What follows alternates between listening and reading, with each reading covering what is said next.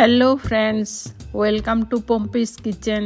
Friends, আজ আমি তোমাদেরকে একটি অমলেটের ঝোলের রেসিপি দেখাবো। খুবই সুস্বাদু হয় খেতে। তোমরা একবার এভাবে প্লিজ ট্রাই করে দেখো।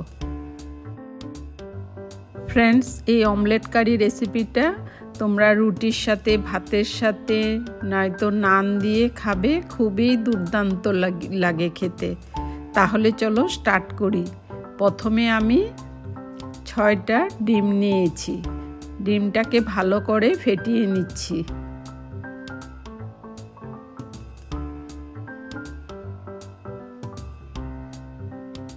এভাবে করে ফেটিয়ে নিব ভালো করে। এবার আমি স্বাদ অনুযায়ী নুন দিয়েছি, সামান্য হলুদ দিয়েছি, আর 1/4 টেবিল স্পুন গরম মশলা দিয়েছি, আর 1/4 টেবিল স্পুন গোলমরিচের গুঁড়ো দিয়েছি, আর 1 মুঠো ধনেপাতা কুচি দিয়েছি। দিয়ে ভালো করে মিশিয়ে নিচ্ছি।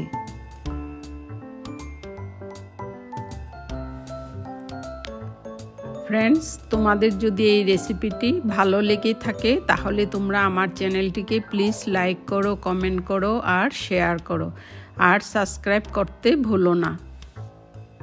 প্রথমে আমি একটি ফ্রাইং প্যান নিয়েছি, তাতে তেল দিয়েছি 1/4 কাপ, দিয়ে ভালো করে মিশিয়ে নিচ্ছি। এবার আমি অমলেটটা বানিয়ে নেব।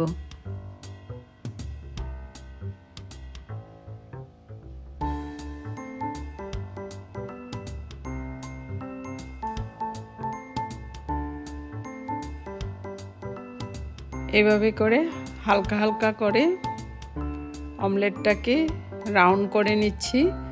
তারপর আমি ফোল্ড করে নেব।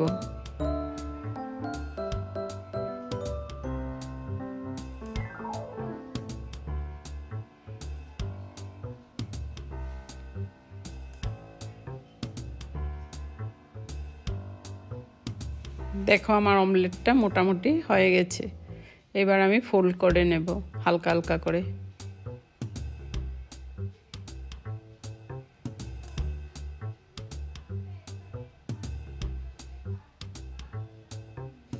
ফোল্ড হয়ে গেছে। এবার পিস পিস করে কেটে নেব।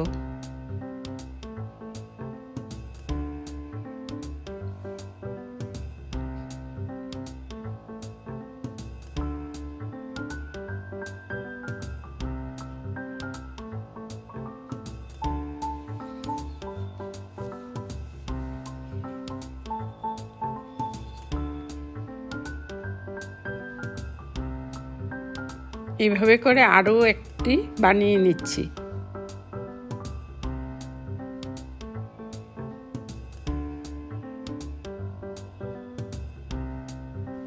ফ্রেন্ডস, এবার অমলেটের কারির জন্য আমি একটি মশলা তৈরি করছি।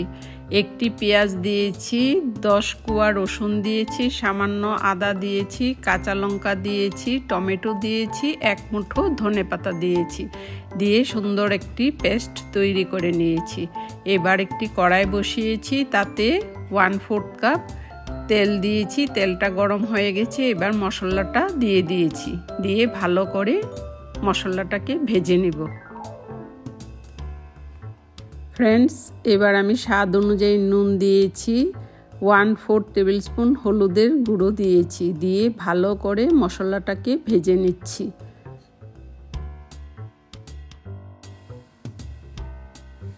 ফ্রেন্ডস, এবার 1/4 টেবিল স্পুন জিরে গুঁড়ো দিয়েছি, 1/2 টেবিল স্পুন ধনে গুঁড়ো দিয়েছি, আর 1/2 টেবিল স্পুন গরম মশলা দিয়েছি। দিয়ে ভালো করে মিশিয়ে নিচ্ছি।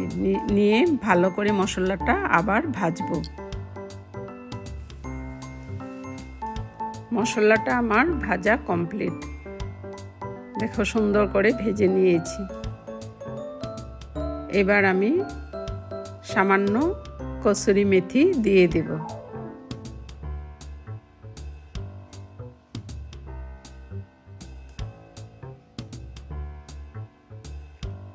এবার আরও কিছুক্ষণ ভাজবো মশলাটাকে।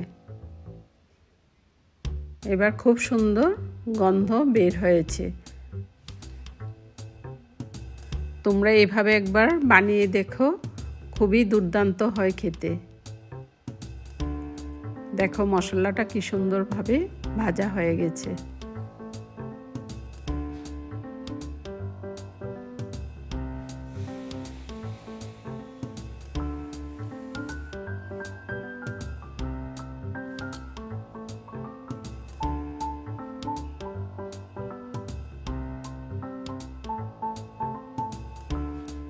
এবার আমি 2 কাপ জল দিয়ে দিয়েছি, দিয়ে ভালো করে জলটা সিদ্ধ করে নেব। মশলাটা ভালো করে মিলিয়ে নিচ্ছি, তারপর ভালো করে সিদ্ধ করে নেব।